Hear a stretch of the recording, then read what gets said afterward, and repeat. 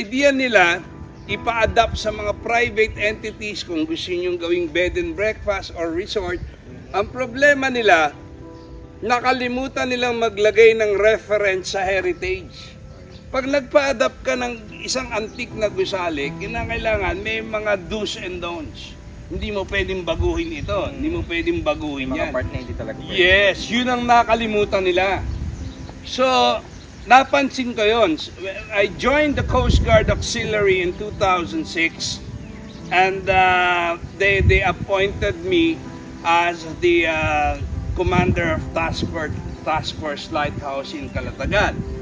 Pinuntahan ko ang pamunuan ng Philippine Coast Guard and I told them, hey look, nagkamali kayo. Tignan nyo, may mga binago yung bubong. Dapat yan, hindi yan ang dating bubong eh. Yung nawala na yung antique. May mga nawala, no? Hindi ko nababanggitin kung sino yung nag-adapt, ano? Dating politiko sa Batangas. Pinakancel ko yung Adapa Lighthouse program. Kung gusto nyong i-relaunch yung program, magkaroon kayo ng reference sa heritage. Diba? Pirmahan kayo ng MOA, pero huwag nyong gagalawin ang design. Basta Oo, yun ang problema. So, na-cancel yung Adapa Lighthouse program, kinuha na uli ng Coast Guard. Later on, the LG of Calatagan came in, binuksan nila for tourism. Yung nga lang, yung Coast Guard, ayaw muna magpapasok sa loob. Kasi, I think they have to raise funds if they really would like to, na-restore yung hagdanan and everything. Yung nga lang, syempre, stricto dapat yan kasi baka may mahulog o may magpakamatay. Di ba? No, di natin masabi. So, dapat merong carrying capacity. Hindi yung madami. Maybe 5 persons at a time. Limited lang. Para hindi nai-stress yung loob. Kasi pag masyadong maraming tao, parang beach yan eh. Pag masyadong maraming tao sa beach, nai-stress yung beach eh. Alam mo naman ng Pilipino, hindi naiintindihan yan eh.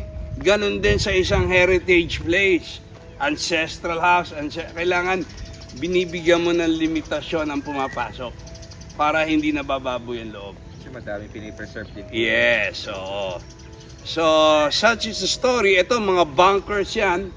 Diyan nilalagay yung mga logistics. May mga kwarto, doon natutulog yung lighthouse keeper. Nung araw, may ano pa yan eh. Bukod sa lighthouse keeper, meron talaga naka-station na Coast Guard dito. No? May navigation man and everything.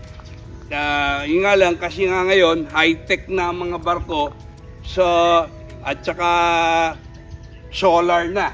Hindi na, yung lighthouse keeper sa panahon ngayon, medyo nawala na ng trabaho. Except kung kailangan i-repair o i-check. Doon lang aakitin. Hindi kagaya nung araw, nung bata ako, way back in the 1970s, mapanig na kami, ang lighthouse keeper dito, kapitbahay namin dati. Papanig kami dyan, ano yan? Degas yan. Alam niyo yung gas na parang, yan yung malaking degas. So, nung araw talagang magastos mag-maintain yan. Nililinis yan, tapos lalagyan ng gas para sumindi. So, umaga, darating yung lighthouse keeper, tapos uuwi bago magtanghali, tapos sa hapon, babalik siya ulit, sisindihan niya. Parang may shift. Oo, may shift. Titingnan niya, ilang gasolina lang natitira. Ganon kagastos mag-maintain ng lighthouse noon. Since na ngayon, solar, so ganyan lang siya. Mamaya pagbaba ng araw, sisindihan. Nga lang, di natin abutan. Aga natin dito. So, ito ang pinagmamalaking... Sa buong Kapuluan, marami tayong lighthouses. Dito sa Lubang Island, meron dyan yung Cabra. Lighthouse ng Cabra, meron sa Samar. Ang isang sikat na lighthouse, yung nasa Zambales, yung Capones.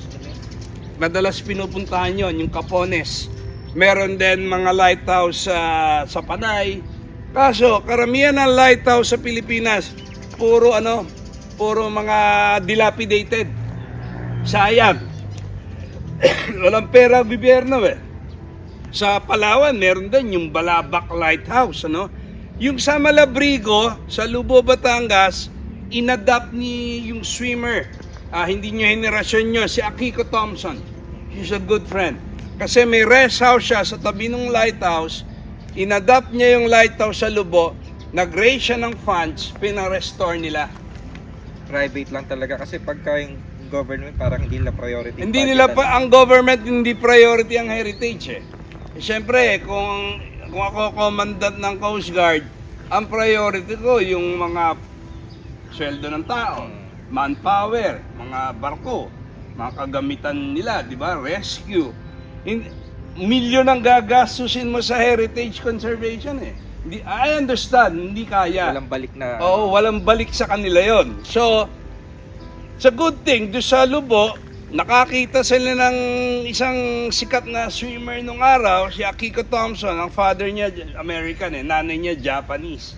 Pero naturalized Filipina siya. Dito, kung ako'y bilyonaryo, I can do it. Kaso hindi, pagtama natin sa loto. So, sa buong mundo, may tinatawag na lighthouse tourism. In fact, nung nasa Coast Guard Auxiliary ako, may mga Amerikanong nakikipag-usap sa akin. Email pa noon. Wala pang Facebook noon. Yahoo groups. Wala pa social. Oo, wala pa. Sabi nila sa akin, Sir, can we declare the Philippines as visit the Philippines Lighthouse Year? Sabi ko, not yet. We are not ready for that. The Philippines is not yet a heritage. Ang heritage kasi ngayon lang pinapanganak sa Pilipinas eh. Vegan, Taal. I'm a tour guide in Taal. I'm one of the historians of the province. Pero meron kasi mga tao na in love sa lighthouse eh. May pang-akit ang lighthouse, meron siyang charm. May charisma siya. May charisma. Kasi karamihan ng lighthouse nasa mga malalayong lugar. Mga far-flung area na kailangan sasadyain mo talaga eh. Pupuntahan talaga. Oo. Stand alone siya. Nasa taas ng bundok, nasa taas tayo ng burol. Lahat ng Spanish lighthouse nasa mga sulok-sulok na pagpunta mo pa lang already a challenge eh. Wow, rustic, gubat. Tapos pagdating mo sa gitna, wow, merong isang para siyang castle na sa Europe. It's like a medieval palace, no? Yun ang charm niya eh. No? Tapos papanik ka, aalamin mo yung history, pagkikwento yung lighthouse keeper. I knew that. That's why I also fell in love with lighthouse tourism eh. Yung nga lang, ngayon medyo iba ang priority ko eh. Walang return of investment to. This is just passion. Talagang passion. Oo. Siyempre, ang may-ari nito, Philippine Coast Guard.